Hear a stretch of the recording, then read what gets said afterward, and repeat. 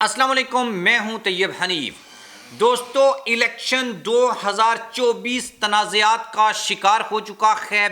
और अब ये मामला सुप्रीम कोर्ट में पहुंच चुका है। इलेक्शन को कालअदम करार दिया जाए या पाकिस्तान तहरीक इंसाफ को सीटें वापस की जाएं, मामला आकर फंस चुका है। इंटरनेशनल प्रेशर एक तरफ है, सुप्रीम कोर्ट जो है वो मैदान में आ चुकी है और जो खुद को वजीर आज़म बनाए बैठे थे उनकी जो शेरवानियां हैं उनके ऑर्डर अब कैंसिल हो रहे हैं। कुछ बड़ी डेवलपमेंट्स इस वीडियो में आपके साथ शेयर करनी है और आपको ये बताना है कि शेर अफजल मरवत ने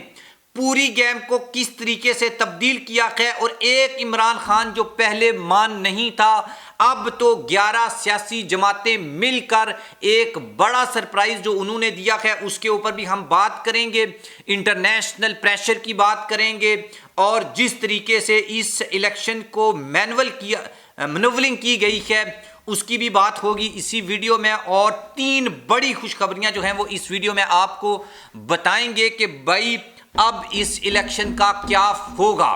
आप चैनल को सब्सक्राइब कर लें, बेल आइकन को प्रेस कर लें। जो लोग हमें फेसबुक के ऊपर देखते हैं वीडियो को लाइक और शेयर ज़रूर करें। सबसे अहम और सबसे इम्पॉर्टेंट बात यह है कि भाई वो कहते हैं कि भाई जो भी कोई ताकत होती है ना और जो भी कोई इस तरह का एक सिस्टम होता है उसमें उसकी ताकत तभी तक बरकरार रहती है जब तक उसका किसी को पता नहीं चले। मतलब धांधली आप तभी कर सकते हैं कि अगर उस धांधली का किसी को पता ना चले, और पावर आप तभी गेन कर सकते हैं कि भाई अगर उस पावर का किसी को पता ना चले।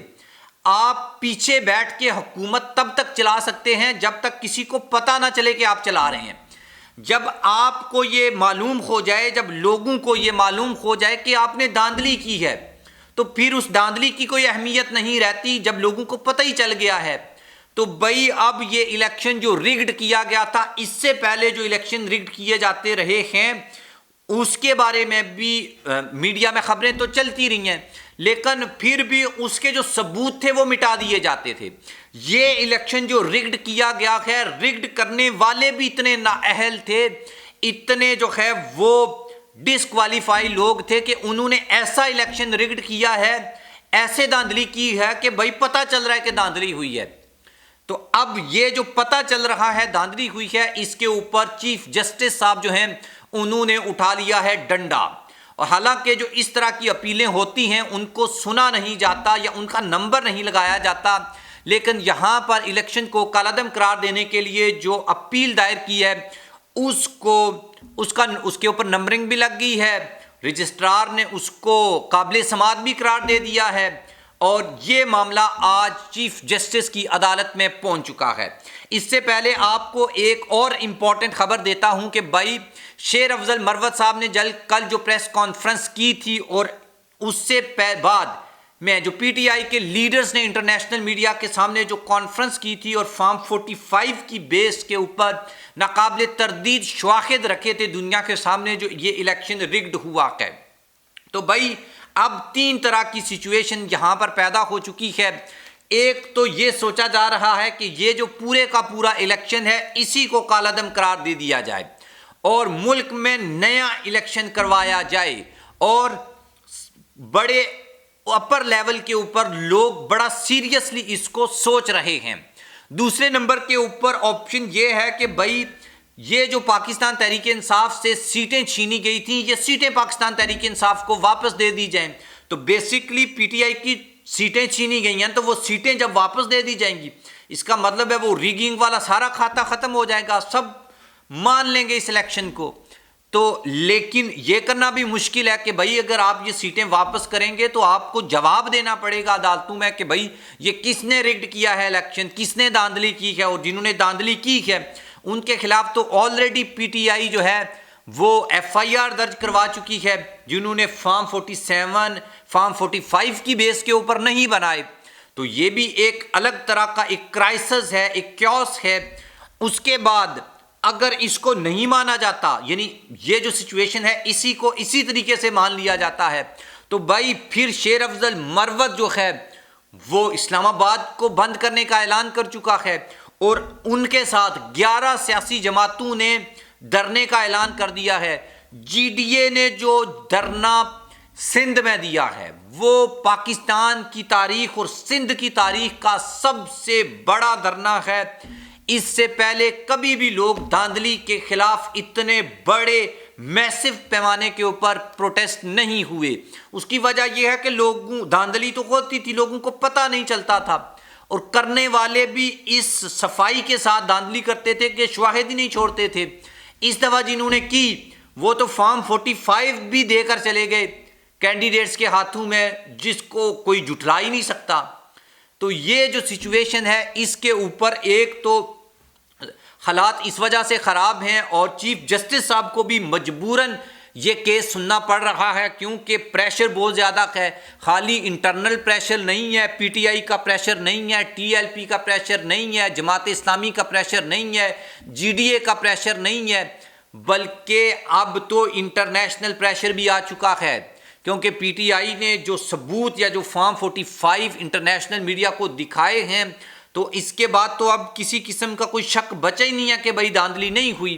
تو جب کوئی شک نہیں بچا تو وہ بھی پریشر ہے کہ بھائی پاکستان کی عدالتیں کیا کر رہی ہیں، اتنے بڑے پیمانے کے اوپر الیکشن کو چوری کر دیا گیا ہے، اور ایک سیاسی جماعت جو یہ دعویٰ کرتی ہے کہ ان کی 80 سیٹیں جو ہیں وہ لے لی گئی ہیں، اور ایک ایسا الیکشن جس میں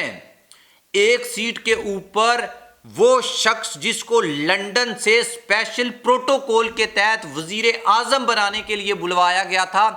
اس کو منصیرہ میں شکست ہوگی، اور دوسری جو سیٹ ہے اس میں بھی وہ فارم 45 کے مطابق نہیں جیت رہا۔ تو اس کا مطلب یہ ہے کہ اگر وہ شخص ہار خواہ ہے تو بھائی اس کے نام کے اوپر جنہوں نے الیکشن لڑا ہے تو وہ کیسے الیکشن جیت گئے؟ تو یہ سوال تو ہے اور جینون سوال ہے۔ تو اب پاکستان تحریک انصاف نے میسو پیمانے کے اوپر جو پروٹیسٹ کا اعلان کیا ہے، شیر افضل مروت صاحب نے کیا ہے، اور پنجاب میں کے پی کے میں اور دوسری سیاسی جماعتیں بلوچستان میں سندھ میں بڑے میسو پیمانے کے اوپر پروٹیسٹ کر رہی ہیں، اور یہ جو پروٹیسٹ ہے اس کو کسی بھی صورت اگنور نہیں کیا جا سکتا، اور یہی وجہ ہے کہ اب چیف جسٹس صاحب نے ڈنڈا اٹھا لیا ہے۔ اور جیسا کہ میں نے آپ کو پچھلی ویڈیو میں بتایا تھا کہ بھائی جن آفیسرز نے فارم 45 بنائے ہیں، انہوں سے جب یہ پریشر ان کے اوپر مبینہ طور کے اوپر ڈالا گیا تو انہوں نے اس طریقے سے بڑے بلنڈرز کیے ہیں فارم 47 میں کہ بھائی یہ ٹریبونلز میں اور عدالتوں میں جا کے اڑ جائیں گے، اور جب ایسی سچویشن یا جو ثبوت میڈیا کے سامنے رکھے ہیں پی ٹی آئی نے، تو وہ اگر چیف جسٹس صاحب کے سامنے رکھ دیے گئے تو پھر تو معاملہ خراب ہوگا، پھر تو بات چلے گی، تو پھر بات تو بہت دور تلک جائے گی۔ تو اصل میں اب پی ٹی آئی کے ہاتھ میں گیم ہے، اور عمران خان صاحب کو آپ نے جو ووٹ دیا ہے اس کی طاقت سے عمران خان صاحب اب اتنے طاقتور ہو چکے ہیں کہ بھائی جو لوگ ان کے ساتھ مذاکرات کے لیے جاتے ہیں تو عمران خان ابھی بھی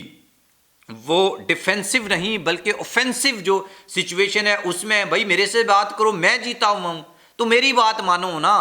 تو ان کی بات کیا ہے کہ بھائی یا سیٹیں واپس کرو یا پھر الیکشن کو واپس کرواؤ، تو دو ہی آپشن ہیں، ان میں سے کسی ایک کا انتخاب اب آپ کو کرنا پڑے گا۔ بہرحال آپ کیا اوپینین رکھتے ہیں کہ بھائی پاکستان تحریک انصاف کی جو سیٹیں چھینی گئی ہیں، اگر یہ سیٹیں واپس مل جائیں تو یہ زیادہ بہتر ہے، یا پھر جو الیکشن ہی دوبارہ ہونے چاہیے اور عمران خان صاحب کو بھی اس میں حصہ لینا چاہیے اور اس جیت کے نتیجے میں عمران خان وزیر اعظم بننے چاہیے، یا پھر انہی سیٹوں کو واپس کیا جائے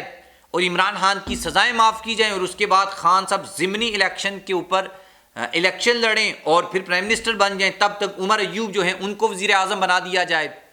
تو یہ والی سچویشن ہے، آپ اس کے اوپر جو ہے وہ اپنی اوپینین ضرور لکھیے گا کہ بھائی اس سچویشن میں پی ٹی آئی کے ساتھ جو بن چکی ہے اس میں بہتر آپشن کیا ہے۔ اور اچھی بات یہ ہے کہ بھائی دوسری سیاسی جماعتوں نے بھی پاکستان تحریک انصاف کا ساتھ دیا ہے، اور اسپیشلی کریڈٹ ان کینڈیڈیٹس کو جاتا ہے جنہوں نے جو خود تو الیکشن ہار گئے لیکن انہوں نے یہ تسلیم کیا کہ بھائی ہم تو ہار گئے ہیں لیکن اس حلقے میں پی ٹی آئی کا بندہ جیتا ہے، اور ہمارے پاس جو فارم 45 ہے اس کے مطابق بھی پی ٹی آئی کا بندہ جیتا ہے، تو اس لیے حق پی ٹی آئی کا بنتا ہے۔ حالانکہ وہ ان میں کچھ بڑے کٹر جو ہیں وہ پی ٹی آئی کے خلاف سیاسی جماعتیں ہیں، لیکن انہوں نے جو حق کی بات کی ہے اس کو ماننا چاہیے۔ جماعت اسلامی نے بات کی ہے، سعد رضوی صاحب نے یہ بات کی ہے، ٹی ایل پی والوں نے، ایون مسلم لیگ نون کے کچھ ایسے لوگ ہیں، اچھے لوگ ہیں نون لیگ میں بھی، انہوں نے یہ کہا ہے۔ اسپیشلی اگر بات کروں تو گجرات سے جو سالک کو سیٹ جتوائی گئی ہے اس میں نون لیگ کا کینڈیڈیٹ کہتا ہے کہ بھائی یہ سیٹ تو پی ٹی آئی جیت چکا تھا، میرے پاس جو فارم 45 ہیں وہ اس میں پی ٹی آئی جیتا ہوا ہے، یہ جس کو جتوایا گیا ہے کاف لیگ کے بندے کو یہ تو تیسرے نمبر کے اوپر تھا۔ تو یہ اندازہ آپ لگا لیں کہ بھائی پی ٹی آئی کے ساتھ اتنے بڑے پیمانے کے اوپر میسو لیول کے اوپر زیادتی ہوئی ہے کہ بھائی اب مخالف جو لوگ ہیں وہ بھی پی ٹی آئی کا ساتھ دے رہے ہیں۔ آپ بھی اس کے اوپر اپنی اوپینین ضرور جو ہے وہ لکھیے گا۔ اللہ حافظ۔